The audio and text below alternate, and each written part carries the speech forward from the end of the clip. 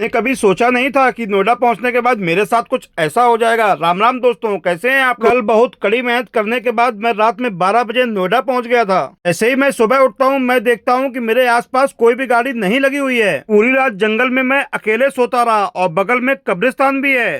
तो जैसा कि आप लोगों को पता है, कल दोपहर में नाश्ता करके मैं सो गया था एक्सप्रेसवे पर। 1 घंटे आराम करने के बाद मैंने सफर दोबारा जारी रखा। यहाँ मैं सैफई वाले कट पर पहुंचता हूँ और देखता हूँ एक है रेस्टोरेंट।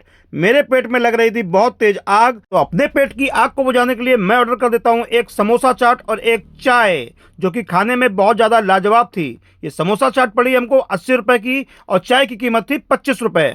जब इससे भी मन मेरा नहीं भरा तो मैंने ऑर्डर कर दिया एक लेप्सी कोला। पेप्सी कोला पीने के बाद शरीर में आ जाती है फुर्ती और सफर को हम जारी रखते हैं। यहाँ के नज़ारे देख पा रहे होंगे आप लोग। अखिलेश भैया, बहुत ज्यादा पैसा खर्च किया आपने। समोसा चाट खाने के बाद मैं निकलता हूँ आगे। आगे निकलने के बाद मुझे आने लगती है थोड़ी सी नींद। जैसा कि आप लोगों को पता है दोस्तों, एक्सप्रेस वे पूरा खाली होता है, खाली सड़क पर नींद आती है। इसीलिए एक्सप्रेस वे पर सबसे ज्यादा एक्सीडेंट होते हैं।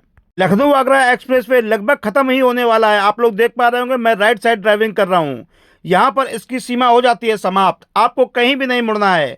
आगे इसी रोड पर हम सीधा सीधा चलते रहेंगे और हमें मिल जाएगा यमुना एक्सप्रेसवे। यमुना एक्सप्रेसवे पहुंचते ही मेरे पेट में फिर से लगने लगती है आग, और अपनी आग को बुझाने के लिए हम ले लेते हैं एक लेपी चीज।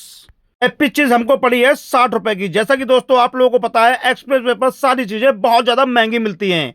इसीलिए हम लोगों को एक्सप्रेस वे पर चलने में बहुत ज्यादा दिक्कत होती है, क्योंकि पैसा हम लोगों का बहुत ही ज्यादा गलत तरीके से यहाँ पर खर्च होता है। बात होने वाली है दोस्तों, और शीशा कर लेते हैं गाड़ी का साफ और आगे का सफर रखते हैं जारी। की जानकारी के लिए बता दूं कि बड़े बड़े शहरों में नो एंट्री 10 बजे खुलती है। नोएडा की भी नो एंट्री रात में 10 बजे के बाद ही खुलेगी। हम पहुंच गए हैं नोएडा। आप लोग ये बसें देख पा रहे होंगे, परी चौक के पास का ये नज़ारा है। दोस्तों धीरे धीरे अब मौसम में भी बदलाव हो रहा है। आप लोग देख पा रहे होंगे थोड़ी थोड़ी फॉग पड़ने लगी है। एक्सप्रेसवे को अलविदा कहकर हम घुस गए हैं अब नोएडा में। नोएडा पहुंचते ही हमारा स्वागत करती हैं ये छोटी छोटी गाड़ियां, को हम प्यार से मच्छर कह के बुलाते हैं। तो इतनी बड़ी गाड़ी ट्रैफिक में चलाना बहुत बड़ा चैलेंज होता है, इसलिए हमको अपनी गाड़ी को बहुत ही ज्यादा सावधानी पूर्वक चलाना पड़ता है, क्योंकि ये मच्छर मानने वाले बिल्कुल भी नहीं है। दीपावली आने वाली है, इसीलिए सारी बिल्डिंग्स, सारे घर सजे हुए हैं। चकाचौंध की दुनिया को पीछे छोड़कर हम पहुंच जाते हैं अपनी पार्किंग के पास।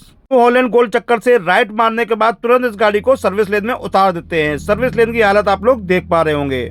दोस्तों आपको बता दूं कि यहाँ पर हमारी कोई भी पार्किंग नहीं है। यहाँ पर एक कब्रिस्तान है और सिंपल सी एक सादा सी रोड है। यहीं पर रात में हम लोगों को सोना पड़ता है। हमारी सिक्योरिटी के लिए किसी को कोई भी परवाह नहीं है। पहुंच के लगाती है हमको भूख, तो हम कर देते हैं खाने को ऑर्डर। चैनल को सब्सक्राइब जरूर करें।